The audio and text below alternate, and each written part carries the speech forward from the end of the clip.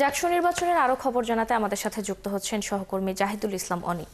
অনেক এই যে জাকসু নির্বাচনের ফল ঘোষণা হতে দেরি হচ্ছে, এ নিয়ে সাধারণ শিক্ষার্থীরা বা এখন যারা সেখানে আছেন তারা কি বলছেন, তারা কি প্রতিক্রিয়া জানাচ্ছেন সেটি জানাবেন, পাশাপাশি বলবেন যে বিশ্ববিদ্যালয়ের পরিস্থিতি এখন কেমন দেখছেন।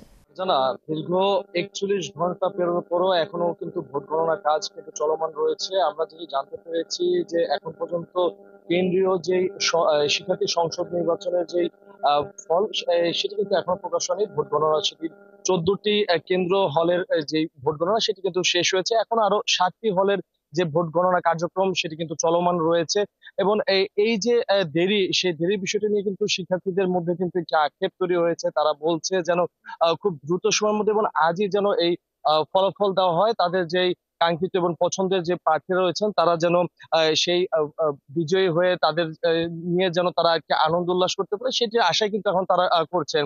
তাছাড়া আমি যদি জাহাঙ্গীরনগর বিশ্ববিদ্যালয়ের নিরাপত্তার বিষয়ে যদি আপনাকে জানাই, এখানে কিন্তু নির্বাচনের রক্ষা বাহিনী এবং কালো পোশাকে র্যাব এবং সাদা পোশাকে কিন্তু আমরা গোয়েন্দা পুলিশদের একটি নজরদারি কিন্তু আমরা দেখেছি।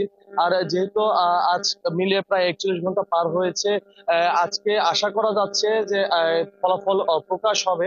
সেক্ষেত্রে কিন্তু একটি বাড়তি নিরাপত্তার ব্যবস্থা কিন্তু আমরা দেখেছি।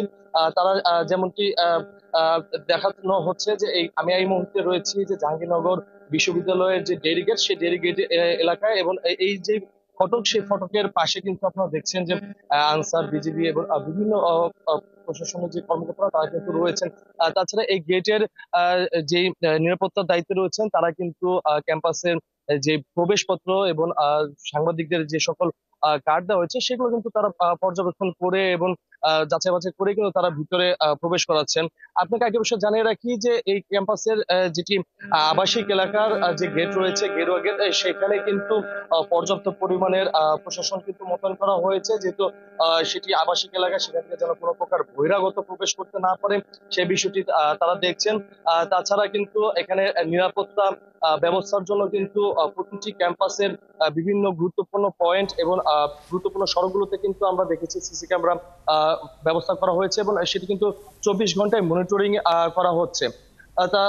এছাড়া শিক্ষার্থীরা যেটি বলছেন যে আজকের মধ্যেই যেন তারা তাদের যে কাঙ্ক্ষিত ফলাফল ঘোষণা সেটির জন্য কিন্তু তারা এখন অপেক্ষায় রয়েছেন। ফারজানা, ধন্যবাদ অনেক আমাদের সাথে যুক্ত হওয়ার জন্য।